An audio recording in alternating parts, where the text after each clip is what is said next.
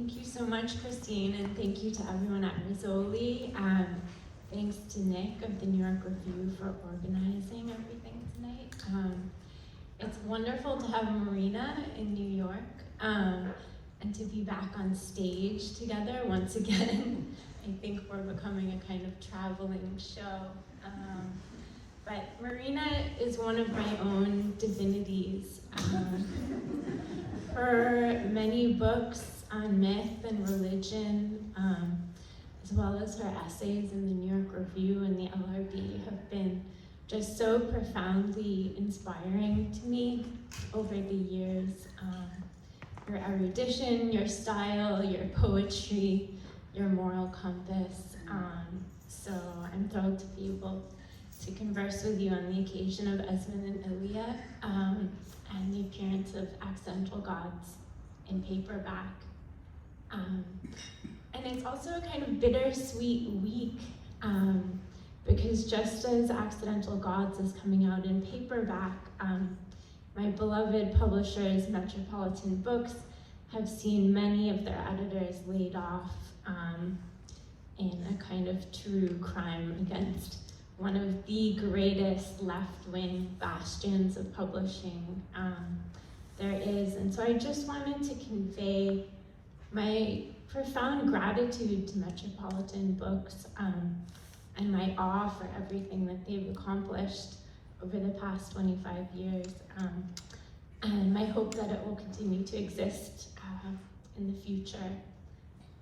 So for that being said, I'm gonna read from Accidental Gods. Can I interrupt you? Yeah. Sorry. Yeah. Just to say thank you very much for those incredibly warm words.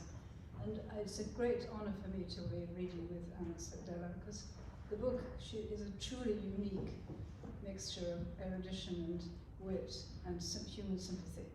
And that Metropolitan Books was brave because it's an unusual book with an unusual perspective and completely pristine material.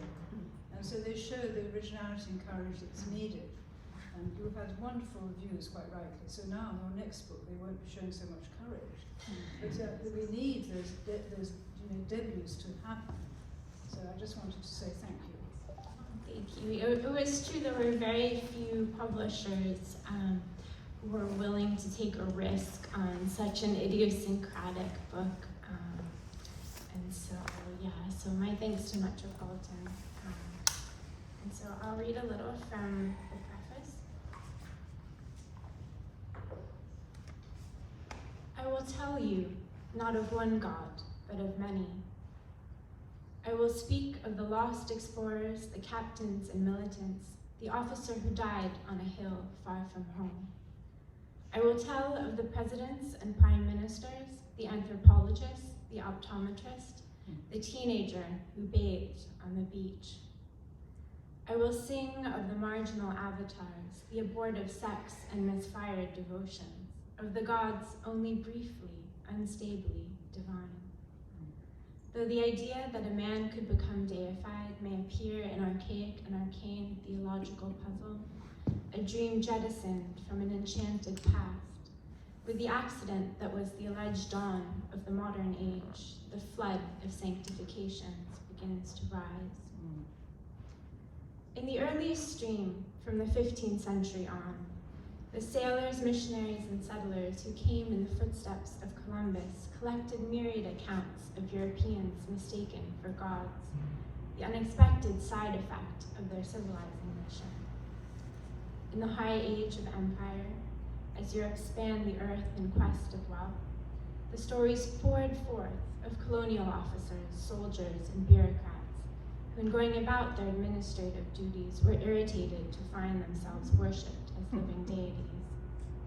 They were surprised to observe their dead colleagues appeased at tomb shrines with offerings of biscuits and gin. With the rise of nationalism and liberation movements in the 20th century, come the politicians and activists, the secularists and modernists, who were dismayed to learn of their own apotheoses, as tales of their miracles contradicted their political agendas. The accidental God haunts modernity. He, always he, walks bewildered into the 21st century, striving for secular authority, yet finding himself sacred instead. He appears on every continent on the map, at times of colonial invasion, nationalist struggle, and political unrest. To speak of men unwittingly turned divine is to sing a history of how the modern world came to be. With the incursion of Europe and Christendom onto a new shore, the idea of the West was born with the deaths over the coming century of an estimated 60 million of its inhabitants.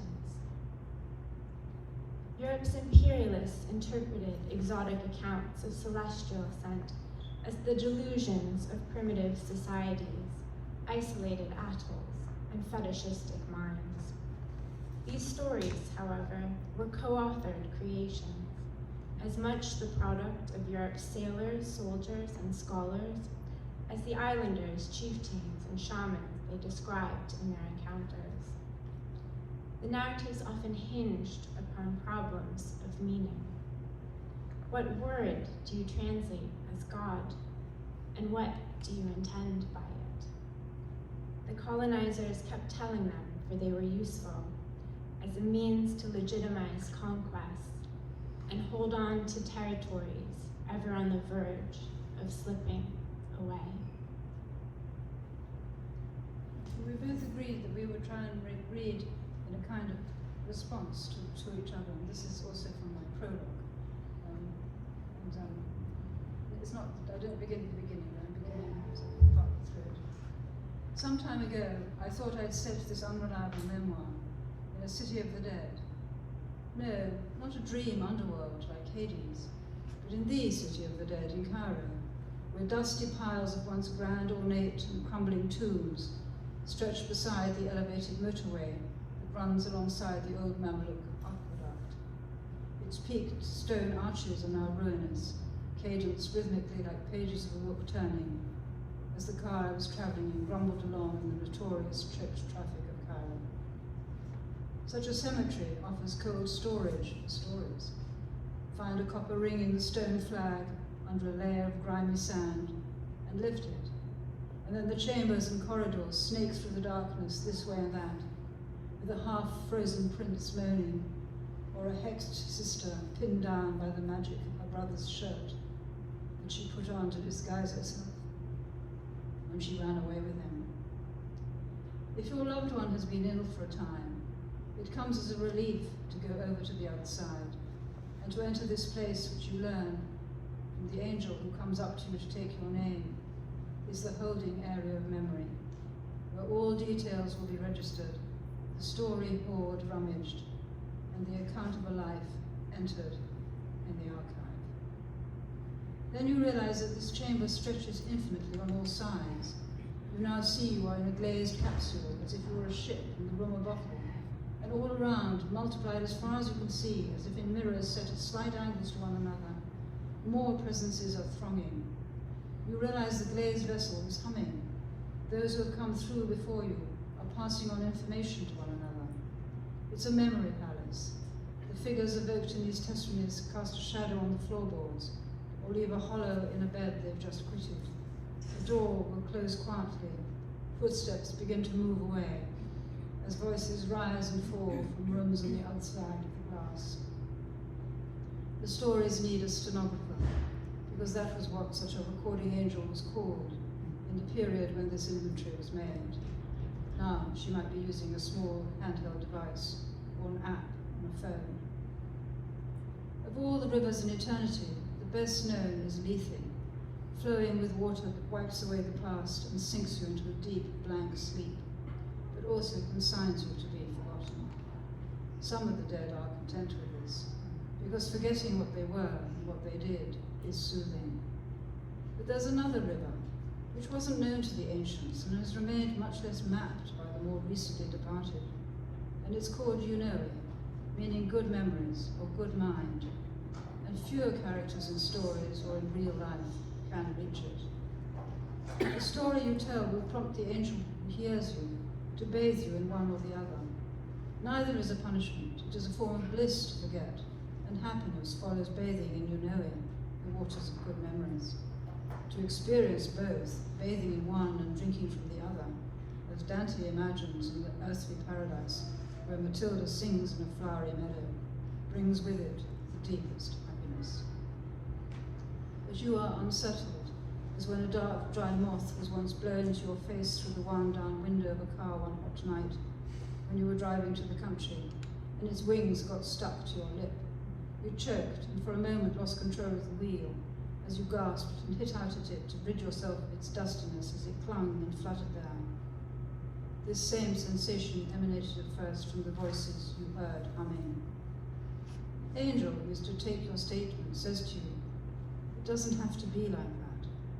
She bends to your ear and adds something, and though you can't decipher her exact words, and her breath makes you shiver, and then you remember how your mother's breath also made you shiver, with pleasure, when she cut your fringe so that it would not fall into your eyes, and then blew on your face to scatter the snippets from your cheeks and round your eyes. Her breath was soft and warm. You said, do that again. A sliver of light appears in the dimness. See, says the angel, you remembered something. The scintilla has already faded. Try and remember, she says again. Call for lights, hold up the lamp, and itemize the things that you know, because they belong to them, and through them became part of you. So Annadella, you and I have both been looking at things, haven't we? Speaking things and objects. So was that part of your process, of your research, was consulting the objects you found? Yeah, I was thinking the British title of Marina's book is Inventory of a Life Mislaid, and in many ways both of our books have this kind of urge to take inventory, to taxonomize, to classify. In a lot of ways, Accidental Gods is a bit encyclopedic. I have an index of all of the gods in my book, and there's nearly 90 figures, and I was forced to leave many out. I did come across quite a lot of accounts of unwittingly deified objects too, and maybe that's something we'll talk about a bit later, but I was forced to leave them out. But I guess my process was one of a kind of archaeology in a way similar to yours. What I find so remarkable, even about the passage you just read, is how incredibly intricate it is. There's so many layers of memory, of myth, of sensations, of the feeling of a moth getting stuck in your mouth. Marina has this amazing moment where she captures kind of learning to count to 10 as a child by watching the sunset. In Egypt. In Egypt. Yes, where it goes down very fast, being near the equator. So I was, when you read Esmond and ILIA, it seems so much like a book that lived inside you for a very, very long time, and then at some point you must have made the decision that it should exist as a book. It was partly to do with the sort of long period since my parents had actually died. It took me ages. I had a friend who wrote a beautiful long poem about her mother after her mother's death immediately. And I thought, what's wrong with me? Why am I such a dried up old stick that I can't write something? And so, but it took 10 years before I could even touch it. And then, of course, it conjured them very vividly. My parents came to life, and they actually haven't sort of left me. Their ghosts are terribly strong still, which is strange because I hadn't really thought about them for a while. So it was a kind of, I first started with memories, and then there were very, very few, because the book ends before I'm 6, so there were very few, just fragments of memories. And then I did research at home, with all the things that had come from Egypt, from that period that my parents owned. And then I did a lot of historical research. And your book is actually full of different layers of research, isn't it? I mean, there are personal elements in how you went about it, and also from your own scholarly interests as a student. You did history of religion. unusual approach to religion, because you're a very interesting poise between sympathy and belief and not non-belief. I think that's right. I don't know what your private beliefs are, but the book emanates of a huge sympathy for people's ways of adopting religious practices and rituals and what is actually happening by this, rather than sort of enlightened mockery of it.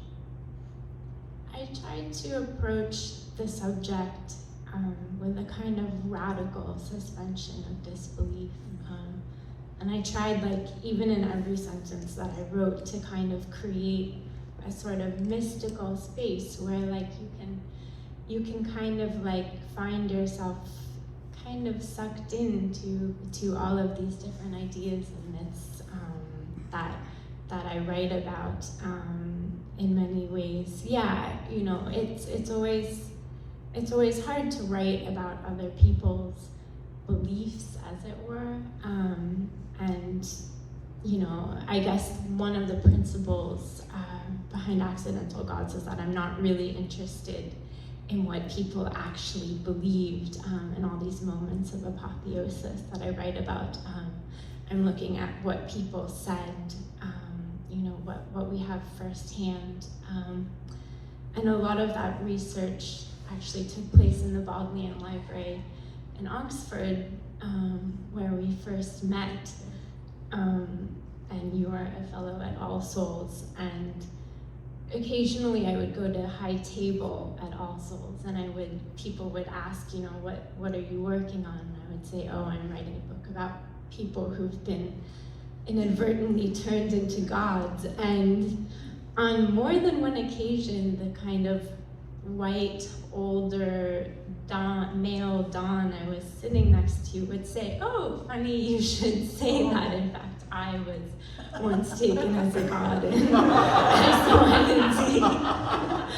and, you know, I would politely listen. I never chased down these stories, but it just kind of reinforced my suspicion that these myths are all around us, and they're deeply embedded in British histories of empire and the kind of fashioning of the British gentleman, which in many ways your father kind of participates in. We can talk about Esmond's character. Yes, yes, that's right. I mean, that's one of the sort of strands that I was trying to engage with without being. I mean, it began as a novel, then sort of turned into a memoir, and so I wasn't handing out didactic judgments. I wanted to understand the sensibility, and yes, I mean, I recognise a lot of the cases in your book. I mean, I even used to know I had a contemporary who became part of the civil service and was sent out to the Solomon Islands and was a judge in the Solomon Islands, and he would make fun, of the situations there that he'd had to preside over as a magistrate in ways that are totally recognisable in your book. So though when I began mine, I thought we were actually in a phase when we had understood how dreadful colonial attitudes were, we were now going to. Actually, unfortunately, under Boris Johnson, it all started coming back. I mean, Brexit is absolutely steeped in colonial attitudes, all this global Britain stuff. It's just sort of nostalgia for some. They don't couch it as nostalgia. They couch it as contemporary, contemporary necessities or something. Contemporary. So it's not. So actually, even in the course of writing the book, the need to analyse and oppose the assumptions of that class and that history became more necessary and urgent than ever, though it's of course totally hopeless and one doesn't succeed, but at least one tries. Yeah, I was interested in how, because your family has this very old kind of deep roots in the British Empire, with your great-grandfather being the Attorney General of Trinidad, and it's interesting because you're writing in the book from the perspective of a child, but then your own kind of anti-colonial spirit kind of must have developed alongside your relationship to your parents over the years. Well, I mean, there was also the kind of, the fact that my father, in some senses, thought he could colonize my mother. My mother was a southern Italian. So she didn't have a dowry, which actually mattered a lot in those days in southern Italy because her father had died and there was no money. So she didn't have the corredo. The corredo, she had 4 sisters and all dowerless. So this was, really pretty hard times for women of that time. And my father sort of thought, oh, this beautiful young girl, I will mold her, I will make her. He has a letter he writes to his parents at the time, which I found in the archives I was using. He says, her circle will be my circle, her friends will be my friends. Don't worry that she's a Catholic and she's Italian. Don't worry, she will be mine. So mine underlined. Yes. And that's that kind of way of being that he was. That was also not really his own personal character. It was the mold of the time. And I think so there is a definite compatibility between our books, though they're very different in approach. Because your research is, you'll say a bit more about how you actually did it. It's really quite extraordinary. I mean, you must have read local newspapers, and how did you do it? Well, so my raw material was kind of everything from, the diaries of sailors and missionaries from the 16th and 17th centuries to like the kind of exhaustive colonial memoirs and diaries and journals, up to like, Rastafari YouTube tutorials and chat groups and tweets. And there's one chapter in my book where I actually go on a road trip with a living God who's a friend and almost a family member, and that's the poet and anthropologist Nathaniel Tarn. And that's kind of the most personal chapter of my book, where I actually get to hear about, well, what does being mistaken for a god actually feel like? Or, what does that do? He's a kind of, curmudgeonly figure at times, and he kind of, he's like all of us. He has like good days and bad days when you want to live forever, and days when you want to end it all. And like, what is being seen as a god? What does it mean in just your everyday life? So that chapter was a lot of kind of long conversations. He was a bit like a Scheherazade, unfolding the story of his divinity over many nights. But actually, you have some extraordinary accounts of accidental gods turning against their worshippers very ferociously, and sort of berating them for being so stupid, and even brutalizing them, flogging them in India. And I think that puts it. That was the sort of part that made me see something that matters very much today, which is, and you used the word actually when you read, which is appeasement. But actually, a lot of this belief that was accorded to these colonial figures was actually rooted in terror of their savagery. And this actually applies now. And this is, I think one can analyze some of the voting against your own interests, which is going on in so many countries where the poor vote for people who are not helping them. That this is again a sort of reflex of appeasement, a desire to placate this power. Yeah, so often in many stories in my book, particularly the deification of colonial officers, deification becomes a way to kind of try and appropriate the power of the colonizer, especially the kind of sheer violence. So the figure you mentioned, the Brigadier General John Nicholson, is probably the most violent psychopathic figure in my book, who was deified in India before his death in the Indian Mutiny in 1857. And he would kind of allegedly whip his worshippers, and British historians wrote kind of endless narratives that like the more he whipped his followers, the greater their religious love for him grew. The story kind of turns very Freudian. But for the religion that formed around Nicholson, the Nicholsanies, apotheosis wasn't a way of honoring this psychopathic colonizer. It was a way of trying to kind of catch his power, to try and appropriate it for their own good, in a context in which there was very few other tools available to them. And I think you get at a question that really runs throughout my book, which is, what is the relationship between divinity and terror? You know, is divinity the ability to commit violence in its most arbitrary, most raw form? Or is divinity the kind of ultimate liberation from violence? Which, you know, a lot of Christian theologians would kind of like to see it as being a kind of liberation from violence, where violence only belongs to our profane earth. But across my book, the gods that I write of, you know, they kind of make us question. And yeah, so often, you know, to give an example, in 1959, just at the moment when the nuclear crisis is, you know, everywhere, you know, everyone begins to live in terror of the possibility of a nuclear attack. Eisenhower is hailed as an avatar of Vishnu in India because he possesses the kind of nuclear codes. And it makes perfect sense, because it's true, like, for the first time in history, there's one man who kind of possesses the sheer power of a god to annihilate the earth completely on his own whim. So often looking at these kind of moments of apotheosis are just really interesting ways to look at what's happening, like, on the political plane. I think we should read, yes, read your next book. Yeah.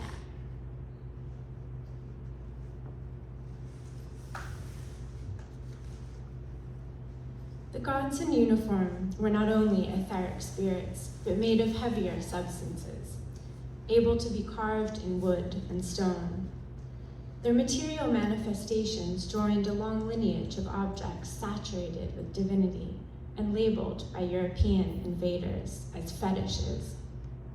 When Portuguese traders landed on the coast of Guinea in the late 15th century, everywhere they saw what they called fechizos, amulets or charms, wooden idols, bundles, pebbles, nuts, nails, and seashells, which seemed to enjoy sacrifices and to be appeased by them. The word derived from the Latin factitious, meaning something manufactured, artificial, or man-made. In 1757, the French Enlightenment thinker Charles de Brosse coined the term fétichisme to describe, in polemical terms, African practices of worship. According to de Brosse, the origins of fetishism were based on a primordial mistake of consecrating as divine whatever object or creature a person had seen or encountered first. Fetishism endowed objects indiscriminately with supernatural agency, imbuing things terrestrial and finite with the qualities of infinity. Fetishism saw God in an animal tail. A fetish was always incidental, a trifle a person latched onto in violation of the Enlightenment phrase, common sense. To worship a walnut as a deity was a fundamental misunderstanding of the value of the thing. The fetish was the dark counterpart of reason.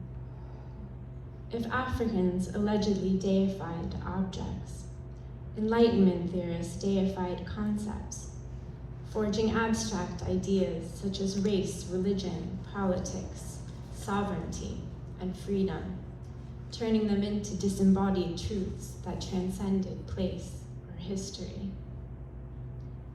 If the fetish, Europe's fiction, was a weapon wielded against Africans, sanctioning their subjugation, it could also be subverted, by turning the colonizers into fetishes themselves. After the French invasion of the Ivory Coast in the late 19th century, ballet artisans reimagined an old art form to carve statues of colonial officers or colons, elongated men often wearing pith helmets. The Europeans joined the Wakasnan, people of wood, figures that served as stools for spirits to perch on and receive offerings. For the ballet, there existed the idea, present in many times and places, that every person has a divine double or twin. This double was of the opposite sex. They lived in the spirit world and could become jealous, causing maladies unless they were appeased. Interpretations of the colon figures varied. Some said they were representations of European spirit doubles, or they were a means of transferring the power of the colonizer to one's own ballet spirit self. Others said they were made to be placed along the side of the road to warn people of the presence of French soldiers nearby. Sacrifices were offered to them to ward off Europeans or drive them away. Turned into fetishes, the colonizers became tools to exorcise themselves. They stood as warnings that the world of surfaces is seldom what it seems. Another spirit world lay beneath it, a vast circuit of networks over which their earthly empire had no dominion. Thank you. So, as Della mentioned, the book was called An Inventory in England. And I began with a lot of these objects that I had collected from my mother's that had been in Egypt. But amongst them was a pair of shoes that she'd had made for her, that my father had made for her when they were first in England after the war. And I realized that these objects began really speaking to me. They were in a sense fetishes, in a non-negative sense, but they were eloquent. They were somehow, I could try with language to describe them as accurately as I could, but actually what was really happening was that memories were stirring behind the objective existence of the object. So it wasn't stable as an object at all. It became a kind of ghost. So these are the shoes. The shoes are deep, I think there's this. The shoes are deep brown leather all over, inner and outer soles likewise, made by hand in 1945 by Peel & Co., a dynasty of cobblers stretching back at least to 1791, or even, it's sometimes claimed, to 1565. ILIA called them her brogues, though they're not as chunky as today's fashion requires, nor are they sufficiently pounced with a tracery of holes broken. The box in which she kept them was in her wardrobe when she died, still with their wooden shoe trees, numbered 289643 and wrapped in tissue paper. Fine cracks in the leather have appeared, where it came under stress from the swelling joint of her big toe. But otherwise, though they are now over 70 years old, they still look almost new. When Esmond finally disembarked at Southampton, Ilia was waiting for him in the flat in South Kensington with his parents. She was thin, even thinner than she had been when she first appeared beside his jeep with her sisters, and they offered their services. A dragonfly, her hair flickering with iridescence, her complexion full of light. He could lift her as easily as a little child. Mia piccina, he called her, Angelino mio, bella ragazza, as well as piccola. He learned the phrases, he was a quick study at languages, and whispered them till she squirmed. They went to Peel's, and Ilia's feet were measured.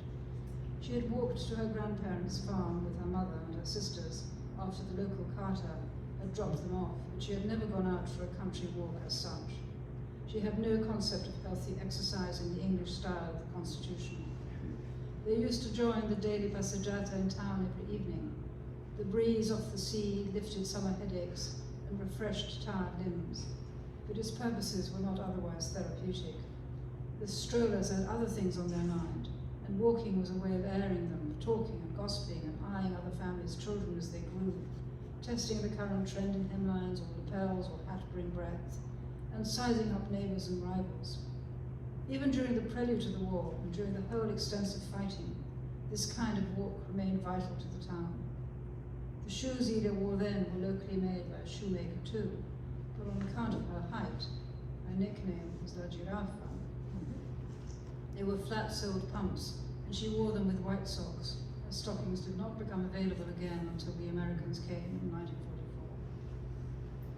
Peel's clients were the big celebrities of the day: Humphrey Bogart, Marlene Dietrich, Fred Astaire, the Duke of Windsor and his lady. Each customer was measured, and the findings entered in a series of ledgers known as the feet books. The bespoke shoemakers then modelled a wooden last to be used to make the shoe. This effigy was numbered with the client's personal number to be kept in the firm's store for use the next time a new pair was ordered. The last were known as bananas because the Peels favoured a curved outer edge and a shape peculiar to their tradition, not used by rivals in Jermyn Street and elsewhere in the custom trades of London. The Peel brogue is a woman's version of a man's shoe, and the style has made a very strong return in the last few years, filling the fashion pages and the windows of shoe shops from Bond Street to Madison Avenue, favoured by urban professionals, especially young women. But in the 1940s, when Ilia was fitted, it announced her life to come in the English countryside, a formal enrolment in the world of the squirearchy, hunting, going to points, the harriers, the beagles, the open garden schemes, the charity fetes. During the war, the Princesses Elizabeth and Margaret had worn just such lace-ups to review the Girl Guides to launch ships.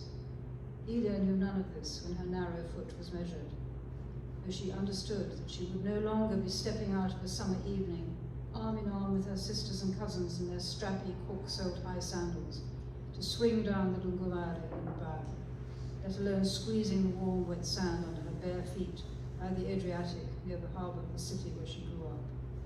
The brogues would walk her safely on turf and moorland, and through woodland and along riverbanks where the trout twinked the surface for water boatmen and flies, and take her striding across winter fields where the pheasants whirred up, a flurry of gorgeous feathers against the unrelenting grey. The brogues would plant her on, they would transplant her to British soil. You also have a very interesting way that you draw out the resonances between the brogue as the shoe and the kind of brogue of language. Maybe you want to just talk a little bit about that. Well, I was puzzled by the connection. I mean, it seemed so strange that we had these two words, quite a particular word after all. And the dictionaries are not very certain about it, but it seems that it was a transposition from thinking that peasants wore these rough shoes, and then they had a rough speech, particularly in Scotland. This sort of Dr. Johnson, when he went on a tour of Scotland, praised the sort of wonderful homemade brogues of the locals, and also, I mean, the Scottish speech was referred to as Irish was referred to as a brogue. So for me, it became the uniform, my mother was fitted, as it were, into the glass slipper English gentry with these brogues, but at the same time she held on to her speech, so she actually, her own brogue, her own Italian accent remained, though it has to be said that I no longer heard it. I think if you live with somebody who's got an accent, you can't hear it anymore after a while. But my friends assured me she sounded Italian. But she kept her brogue in many other ways too. She kept her hand gestures, vivacity, just general kind of Italianità. It was quite strong, in spite of being a very successful English country woman as well. So it's a study in costs and the ingenuity of women surviving. Mm. Yeah, I was so shocked that you write about how, your mother really had no financial independence whatsoever of her own. So she, in the 60s, she would resort to asking the laundryman and the milkman to charge the family extra each week so that she could kind of have some money of her own. Yes. I don't think she was alone in that. I think a lot of housewives who had no job, no way of earning their own money, and whose accounts were looked at all the time by their husbands. It's just, it's so utterly, it made me completely resolved that I would never let that situation happen to me. There were terrible moments, which, I think I've mentioned this in the book, but, when she would say, well, I think I need a new overcoat for the winter, and my father would say, but you had a new overcoat, you had one 10 years ago, and he'd open his, he'd look and say, look, this was made for me, this was tailor, look at the date, it's 1942, why do you want a new coat? Oh dear, so I thought, I'm always going to buy my own coat. Your father is a really, really interesting figure in the book, because he's like, what stays with me so much is your description of his laughter, which is this kind of like uproarious kind of laugh at often at the expense of others, and it's a laugh that is like deeply a bid for authority, and it's kind of like the laugh. It's like a very kind of like colonial laugh. It's the kind of you all better come along in this hilarity. But also it was sad. It was, as you said, a sort of bid for. There was a sort of neediness in it. It was terrible. And I hope he comes out across as a complex person. He was a tremendously good father to me and my sister, because he did believe in women's education, which a lot of people in his class wouldn't. He definitely wanted us to go to university, and so he was a huge support. And as he was a bookseller, we always got the books. Any time I ever showed any interest in anything, he would bring me a whole pile of books about it. So I was very nourished. I'm not like one of those, I have many friends who were, broken out through very hard backgrounds with no support. So I was pretty spoiled. There's an amazing kind of loving detail of how he kept your baby teeth in a gold snuff box around his watch chain, and they would kind of like crunch when he moved. That's right. Very endearing. Yes. But it's so striking how in ESMOND and ILIA you kind of interlace these kind of talismanic, deified objects with quite talismanic words. So you're drawing on words from Cairo or from England, or the kind of ways in which your parents kind of really taxonomized others that they met. Words like rustic hair. Yes. They had a certain vocabulary which I got very into. I mean, at one time it wasn't going to be an inventory; it was going to be a dictionary. So it sort of morphed, and there's elements of dictionary in it. In fact, one of the objects that is rather important to the book is the Egyptian figure of the Shabti, which I suppose relates to what you were saying earlier, because these are the figures who are buried in the tomb with usually a dead pharaoh or dead vizier somewhere high up, and it imitates the tasks that would happen on earth, but these are to be performed in the underworld for them. On the other side, they will bake the bread, and they will, and we've all seen them in museums. There's little models of sometimes butchers' shops and perfumeries and all kinds of things that you might need in the underworld. And these are performed by the Shabtis, who are sort of labouring for the dead to make them comfortable. And I got very struck by this, and when I was working on the book, because my parents became such ghosts, I felt in particular that I was their Shabti. I was working for my mother's. I was working on the other side. Of course I'm not dead, but I was working nevertheless on the other side for her. Yeah, I chose to read that passage about the koan figures because it seems like there is such a parallel with the Shabti as this kind of. I think You can Keep read our last read. reading. Yes.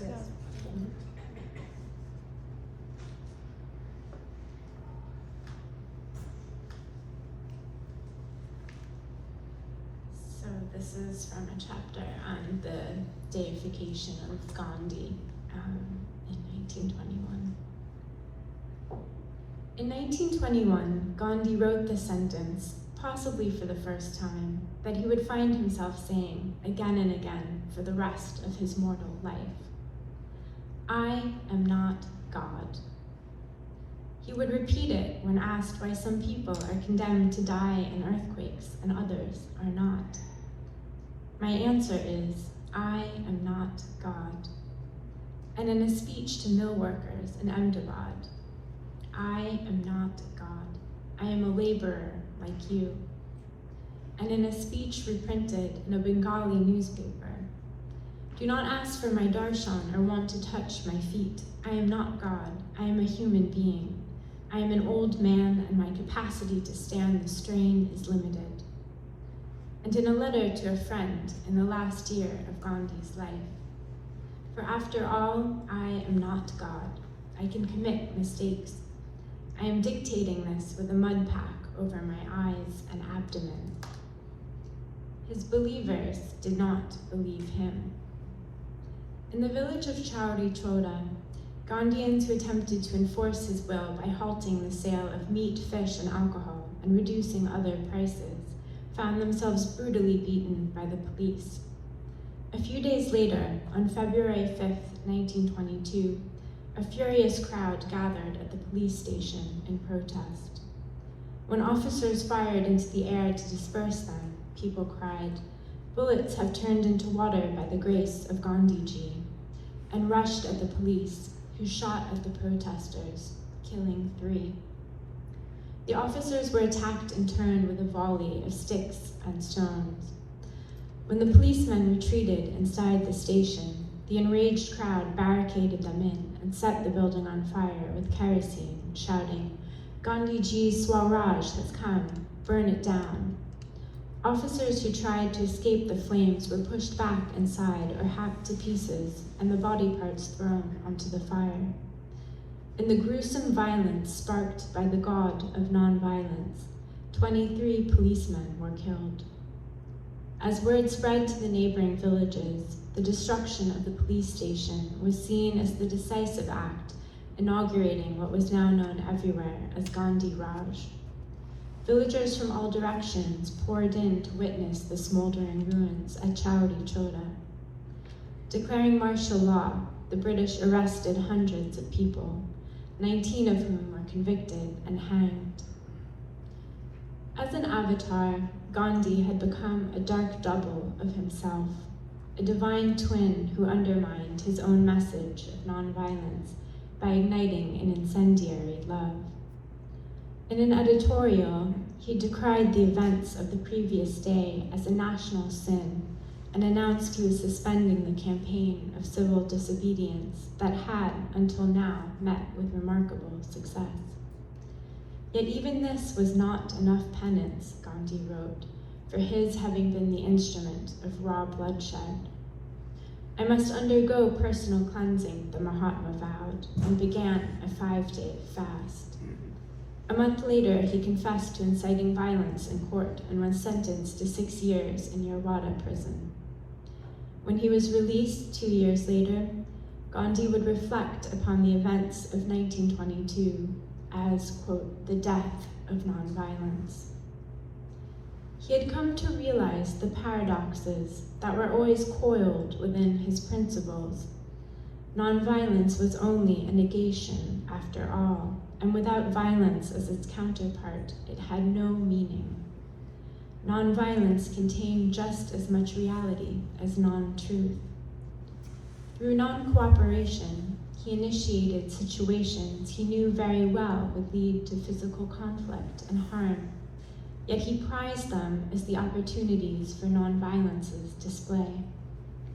His politics, as historian Faisal Devji writes, quote, consisted of tempting violence in order to convert it by the force of suffering into something quite unexpected. Nonviolence was supposed to work by being a kind of miraculous intervention in history, as if freezing a bullet in midair. But Gandhi failed to anticipate he would become a supernatural interference of his own. He claimed he felt nauseated and suicidal whenever anyone called him Mahatma. Trapped in his own holiness, he declared in 1924, quote, "The word Mahatma stinks in my nostrils."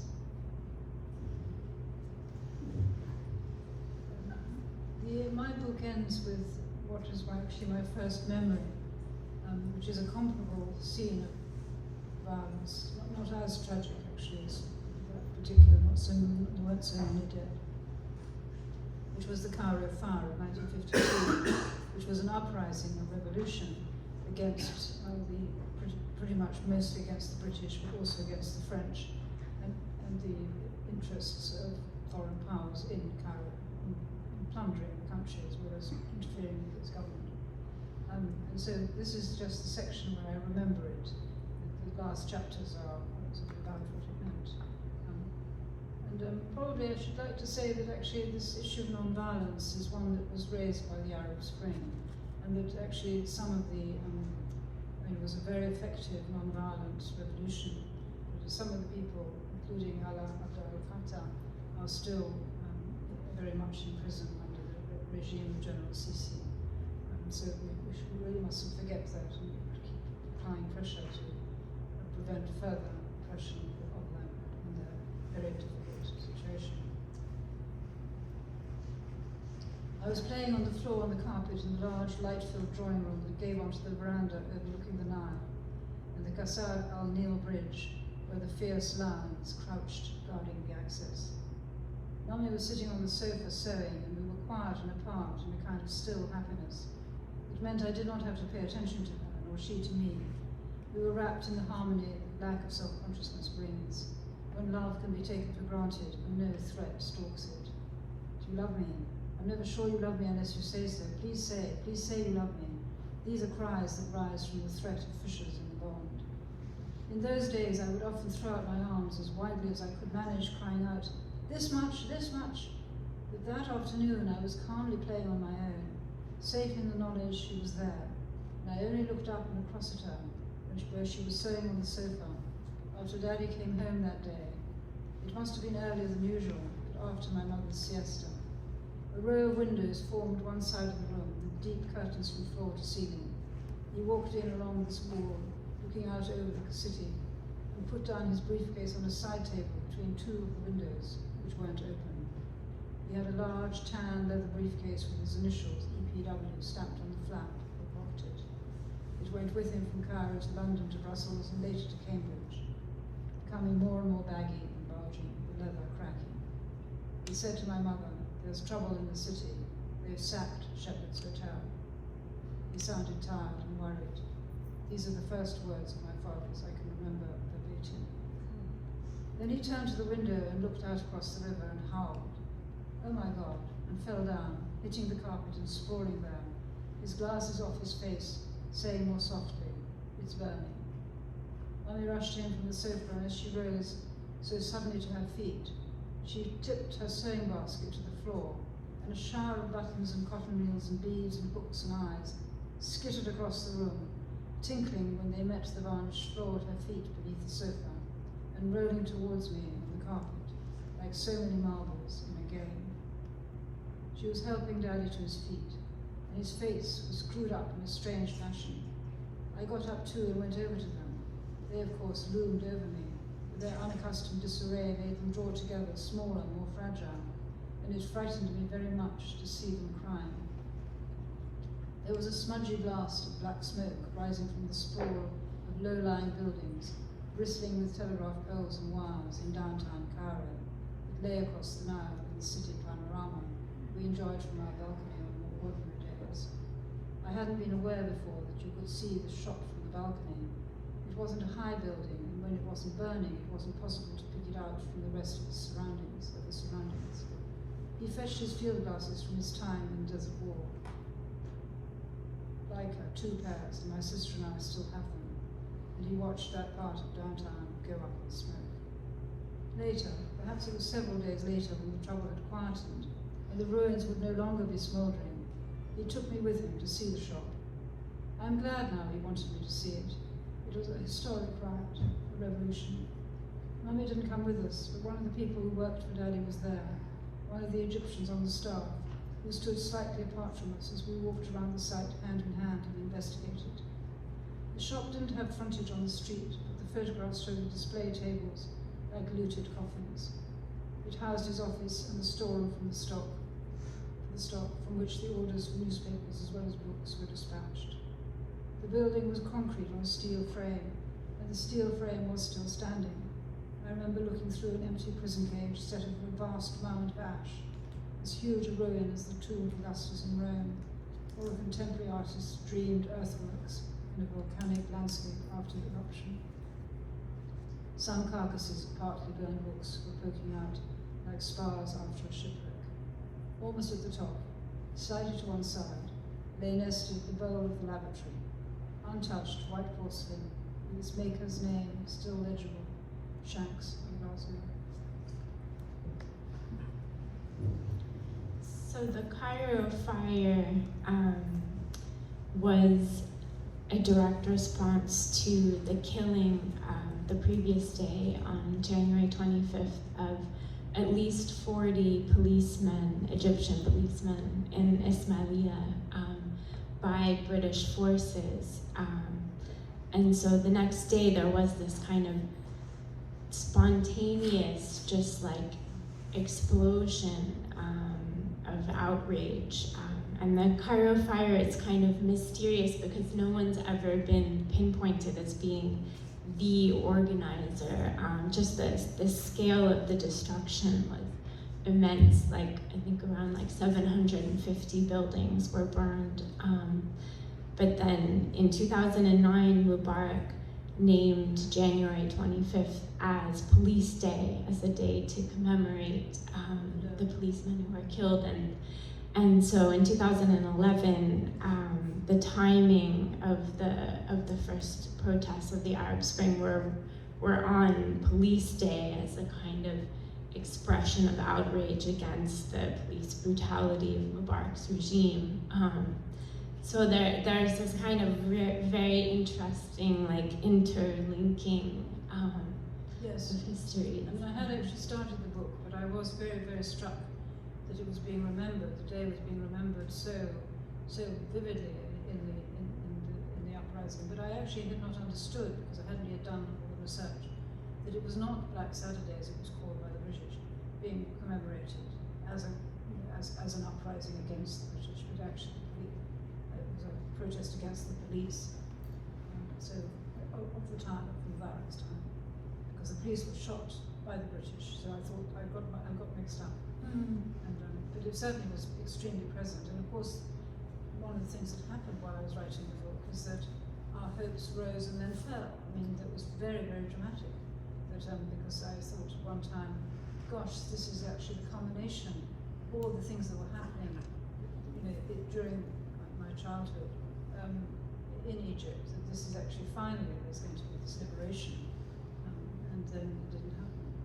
In fact, it almost was.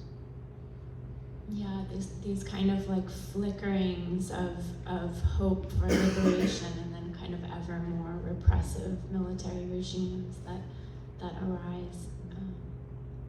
Yes. And I think, do you want us to take questions? We can wrap up, but yeah, we can start questions there. Sorry. Yeah, I don't want to. We'll take questions if anyone in the audience has, or we can keep chatting. Yes.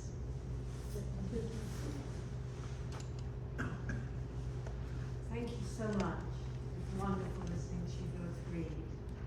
I just realised that you both had the experience of writing these books. I think, I certainly know in your case, Marina, conceiving them well before COVID, but nonetheless having I don't know when you originally conceived your book, but nonetheless having a process of writing which involved going back and forwards. So is there a sense in which you would describe your books as pandemic books? Or in what ways did or did it not affect the process of writing? I'd actually finished mine.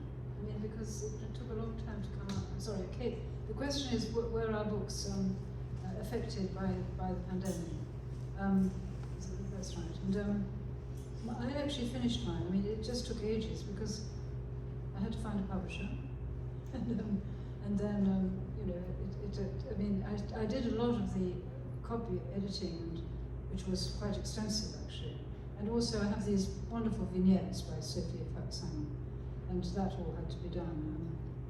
So that was all done during the pandemic, but it wasn't all in the pandemic actually. I got very interested in time, and I think I would have written it slightly differently if I had been writing it during the pandemic, because in some senses this tacks back and forth through time in ways that are dependent on the freedom to actually organise your time in ways that we lost in the pandemic. So I think I would have sort of reflected that a little bit more in the book. I have written something about time since then. For me, you know, my book is about strivings for immortality, or allegations of immortality, and I think, you know, one thing I'm trying to capture is how, as humans, we really need a sense of the infinite in order to live, and the pandemic really shook a lot of our, you know, senses of our own immortality, and in so many different levels.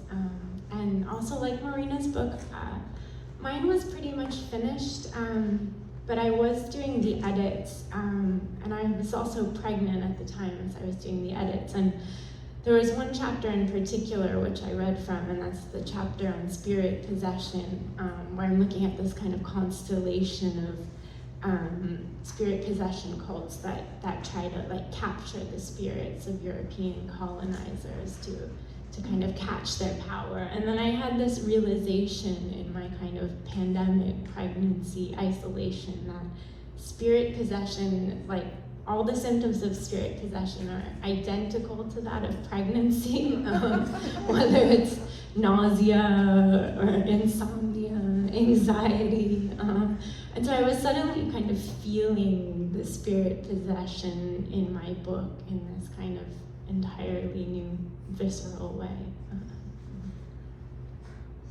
think there was a question there.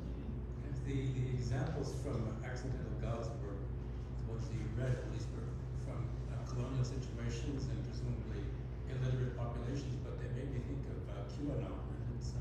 And I wondered whether you see the parallel. There's maybe not so much room for an accidental god in a monotheistic culture, but there are plenty of prophets. Oh yeah, absolutely. That's a great question. I mean, we didn't really get to talk about, there's an idea in my book of mythopolitics, which is the idea that, you know, all of our politics are kind of driven by currents that are deeply mythological in nature. And I think for me, QAnon is this kind of great instance of mythopolitics happening all around us. And you know, it keeps having like new offshoots, like the prophecy of last year that, you know, JFK was going to resurrect to proclaim the reinstatement of Trump's presidency with JFK Jr. as his vice president. I think, you know, these impulses towards apotheosis are all around us and are especially visible in America. You know, you just look at like the footage from the January 6th riots on the Capitol and like the QAnon shaman and his Viking horns, and that could not but look mythological. And so it's been really gratifying to me to see people read the book and kind of try to and apply some of its ideas to QAnon and the deification of Trump, and you know, who appears in my book only in a small way.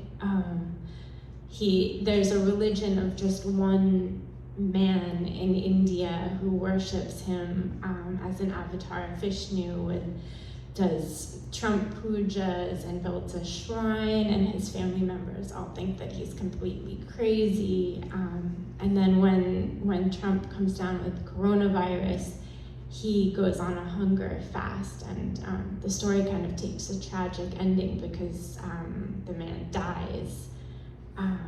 And then Trump kind of pops out of the hospital. But I tell the story in my book as a way to kind of hint that readers might want to think about, currents closer to home. Like a person worshiping Trump as Vishnu has all of the trappings of what's recognizably religious to us, but actually these currents are all around us and in what we see as our kind of secular existence too. I mean, one of the things that Della points out that's very, very interesting, and it's slightly complicated, and I'm trying to seize it, and that is that there was a lot of reverse mythopolitics going on. I mean, i.e. it wasn't coming from the people who were being observed or colonized. It was actually coming from the authorities. I mean, for example, you point out very well that one of the reasons there was so much condemnation of, say, India was as polytheistic. And so there was an attempt that the monotheism was the sort of shibboleth of the colonizers. So they had to impose this monotheism on others, but it was their own, it was our own creed, our own, as it were, superstition or religion, or whatever you want to call it, that meant it was absolutely essential to kind of so it was already, I mean, it was really the mythological position of the colonizers that created the mythologies. Yeah, I'm trying to show how the colonization of the earth was in many ways also a colonization of the space of divinity and the many different ideas of the sacred. So I'm looking at how, Christian missionaries arrived in so many different contexts and, often like deeply misunderstood or mistranslated even, sacred concepts as words for God in the Christian sense. I'm looking at the kind of language itself and like tearing apart missionary accounts that are, seeing their own Christian Almighty God the Father in so many different ways of seeing the sacred, and how this, this serves to reify an image of God in the Christian vein, who is like God the Almighty Father, who's male, and is also white too. So we don't really have time to go into it, but I'm also really interested in questions of race and what I'm calling the divinity of whiteness, which is this idea that there's something innately transcendent or closer to the divine about whiteness. But I mean, you even charge the Oxford Anthropology School for sort of creating Hinduism as a religion. I mean, it wasn't discovered or paid attention to. It was forged. I mean, that's one of your arguments. There were lots and lots of religions in India. It was sort of turned into one religion in order to mirror the monotheism that was thought to be the right way, the rational way of worshiping. Yeah, it kind of goes back to the idea of the inventory and this urge to kind of classify and taxonomize.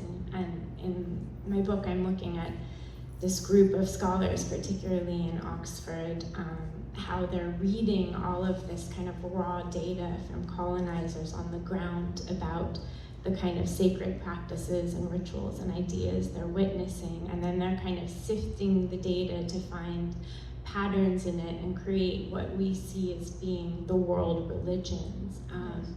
And a religion itself becomes this thing that's very much made in the image of Christianity. It becomes a kind of modular form or a template with certain ingredients. But in the book, I'm looking at how, actually that, for instance, Hinduism is the most famous instance of this, where you have an entire array of different practices and ideas that are forced under this umbrella category, and particularly in opposition to Islam. So you have a lot of, traditions such as worshiping the Prophet Muhammad as an avatar of Vishnu, which have no place in these kind of reified, watertight entities of the world religions, which are so deeply a part of how we understand the religious landscape today.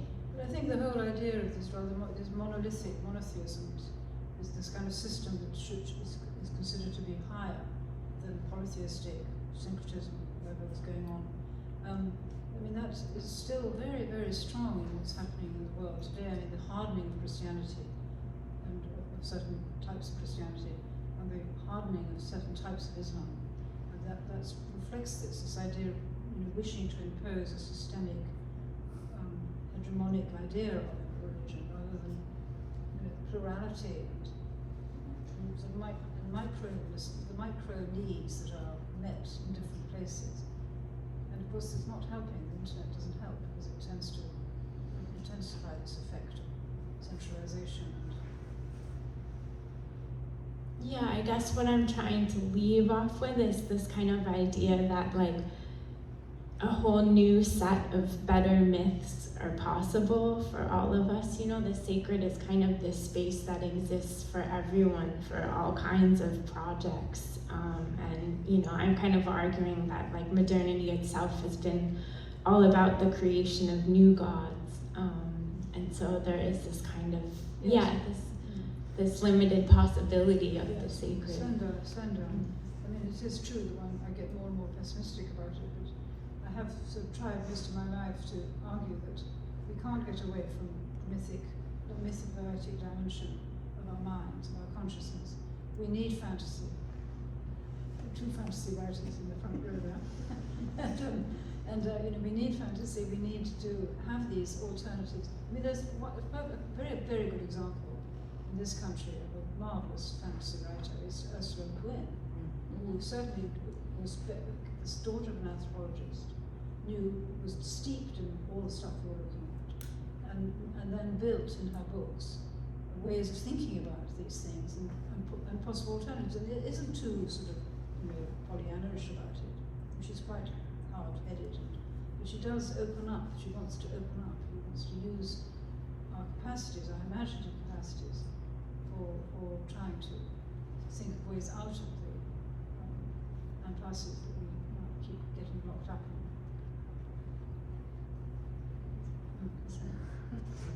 Question to Marina. I was really struck by your description of your father's colonization of your mother, and I think it's particularly interesting in light of the conversation we were just both having about race and the changing place of the Italians as a race, both globally and within Egypt itself in the period that you're describing. And it seems so striking to me. I mean, what's happening with the Italians in Egypt is so interesting in that period because they're transformed from people who are thought of as kind of equivalents of semi-colonized people into colonizers themselves next door in Libya, and there are all sorts of clashes over that. But also when somebody like Sir Miles Lampson, the British High Commissioner in Egypt, marries Jacqueline Calern, the daughter of an Italian doctor, that's a huge thing. And then of course the assault on Alamein and the very real possibility that Egypt might become sort of Italian. And I just wondered how, because it's not very pronounced in your book, but I sort of wondered if you had more to say about that. And then the second sort of question, at the end of this side lecture, and it relates to the book, you made a point about where you sort of you sort of express a nostalgia for a cosmopolitanism that's gone in Egypt, and that's very symbolically gone with the Cairo Fire of 1952. But then I was just wondering how you square that with the sort of anti-colonial impulses that underwrite much of what you're doing, because it seems to me that the cosmopolitanism that disappears could only have been possible under the aegis of the colonialism that you also want to criticize. So, well, I agree. I mean, it is definitely contradictory and a dilemma. But I suppose let me take quick in turn. The Italians in Egypt, it disappointed me. I did a lot of research on the Italians in Egypt and was fascinated by so many writers. And I like particularly there's one called Edmond Pea, who went out to be a cabinet maker for the Bank of Egypt. He made the strong boxes, and many of the Italians were artisans. And then I read for the book quite extensively Fausta Tarente, who was from Trieste, and she was married into a Jewish family, so they left Italy and came to Egypt, and where she wrote, she's probably the most prominent Italian novelist in Egypt, in the Italian community there, and she records the Italian community extremely well. But she joined, interestingly, Radio Cairo, which broadcast from Bari, and because she was interested in English literature, and she broadcast to the Italian prisoners of war. So that's a sort of very interesting story, and I introduced her as a character in my book, even though my mother didn't know her. But my mother in the book, I imagined her meeting her at a party, and then I took some things that Fausta Tarente said about the period, and about the state of the peasantry, and how ghastly the hierarchies were, and so forth. But my mother did not have any contact with the Italian community, and that was something that disappointed me. And that was because my father installed her as a British bride, British, as his hostess, and so that was how she, and she had, because they'd had a terrible time during the fascist period in Italy, and they were not the kind of family that was intellectual or anything, so they didn't have a principle stand against it, but they suffered under fascism in terrible ways, which I've written about actually, and I mentioned in the book. For example, when my aunt lost her twins, she lost twins in pregnancy, they asked the priest to come and help, and bless them and bury them, and he said no, because they're not baptized. So and at the time, my mother was they were very, very poor, and they were sort of bourgeois but poor, and they'd put some money under the priest's coffee to try and to bribe him, and he took the money, having said he wouldn't bury them. So my mother was full of terrible stories of how they had suffered. The police were completely corrupt, the church was completely corrupt. So she had ambivalent feelings about Italy. She was really pleased to get away from Italy, and it was only at the end of her life that she really began to love Italy again. Though she spent most of her life teaching Italian. So that's the Italian story. But of course, as you didn't mention, that there was this tension, which is why Fausta Tarente working for the partisan radio station was unusual, because the Italians were mostly in Farouk's court and sympathetic to Mussolini. Is that right? That's right, isn't it? They are not the artisans, but the sort of upper echelons of the Italians. That's right, isn't it? Well, he had a very famous Italian in his court called ILIA, I think. Yes, there's a famous story that Miles Lampson says, you've got to get rid of the Italians in your court, and during the war, he says, you've got to get rid of the Italians. And Farouk answers, will you get rid of yours? Because Miles Lampson was also married to an Italian. So there was, and then your second question is much, much more complicated, and I have very complicated feelings about it.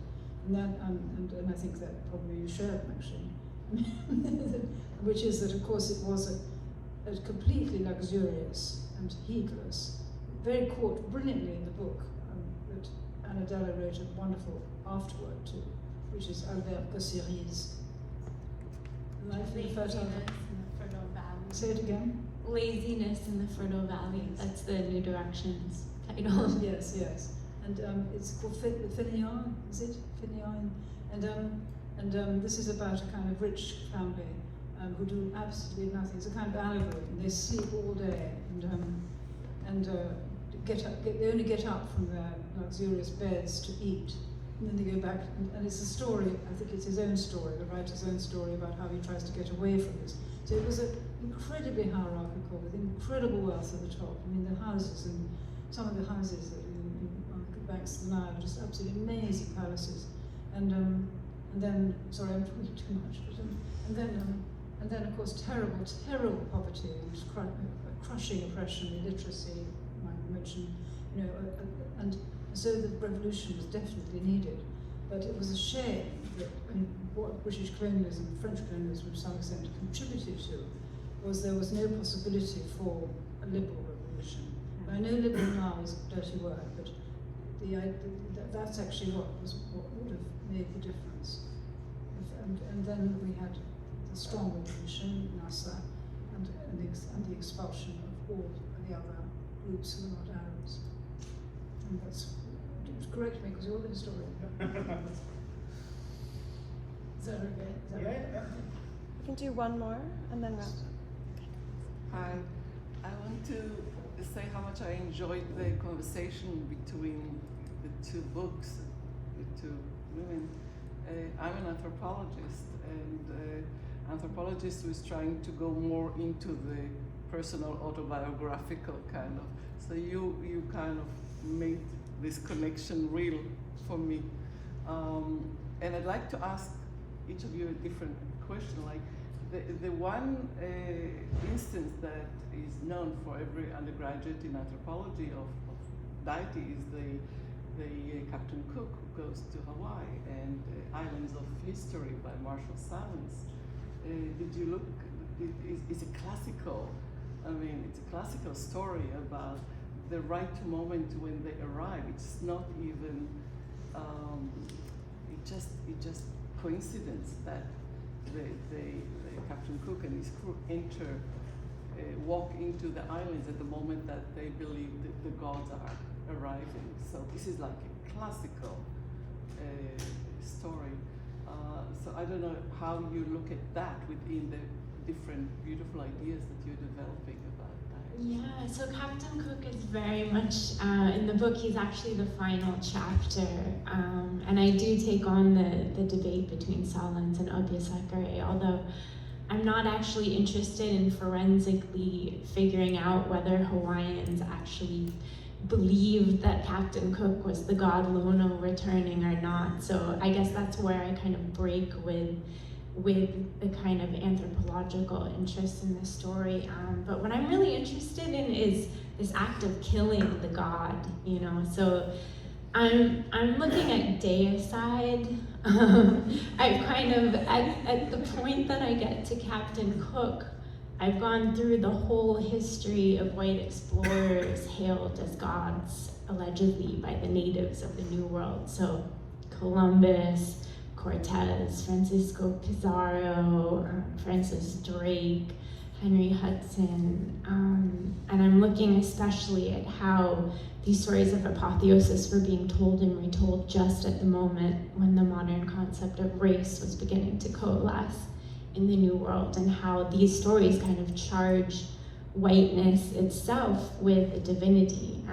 These stories of white gods are all across the archives of white supremacist thought right up to the present day and all over the internet. And so when I get to Captain Cook, I'm really interested in, like, how do we kill this doctrine that has made gods out of these white men, you know? So I'm kind of looking to the Hawaiians for lessons on deicide. And I actually, so part of that book was excerpted in the Guardian long read.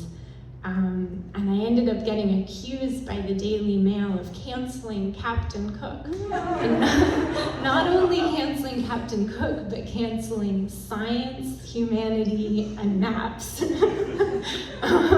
then I started getting a lot of hate mail from the Guardians of Empire, and also a lot of white Hawaiians who had different versions of the story to tell me. Different versions are very interesting in this story. Yes, there's so many different versions of what actually happened. Yeah. So, yeah. And just a short follow-up on the question about your perspective as a descendant of a colonial person with a critical. How did you resolve that? I mean, was that the guiding perspective for you to go and look at your father's Well, life? actually, I've written about this a lot in my life. I mean, in different ways, I've come at it. I mean, I got a tremendous shock back in the 80s. My father was very proud of the fact that we had been in Trinidad for a very long time. The family had been in Trinidad since the 17th century. He was very proud of it. Over our mantelpiece at home, we had the charter granted to the governorship of the West Indies, granted to supposedly our direct ancestor, Thomas Warner, in 1623. So, and he was very proud of it. So, you know, I was a writer, I'm interested in history.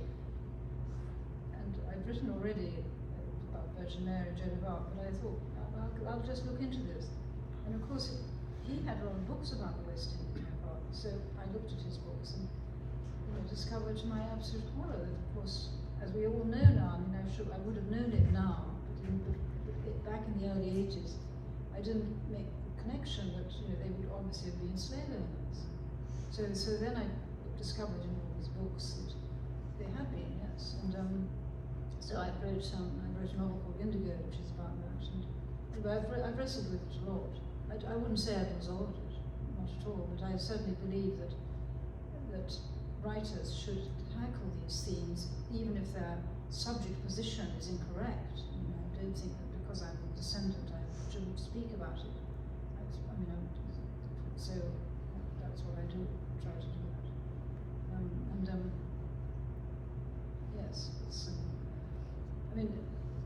I've been quite a lot to Trinidad, and they've allowed me to be, as it were, a Trinidadian descendant and let me speak. So it's I'm very pleased with that. I'm very proud of that. I don't defend it. I try to understand it. But you make it explicit. You make your position explicit in your writing. I apologize. I don't know your writing. Not at all. No, don't apologize. So I'm just asking an open question. No, I mean the Trinidad connection and the Caribbean antecedents are actually much easier to resolve in the sense that I've repudiated. I have nothing. But the question about Egypt is harder because I don't repudiate cosmopolitan bourgeois culture. So I'm afraid I stand up for that. It's more complex. I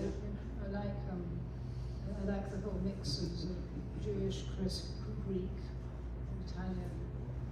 And I think we are all fundamentally all mixed up. I don't think we do fit into neat boxes. Some of us do, but not many of us. I think we're out of time.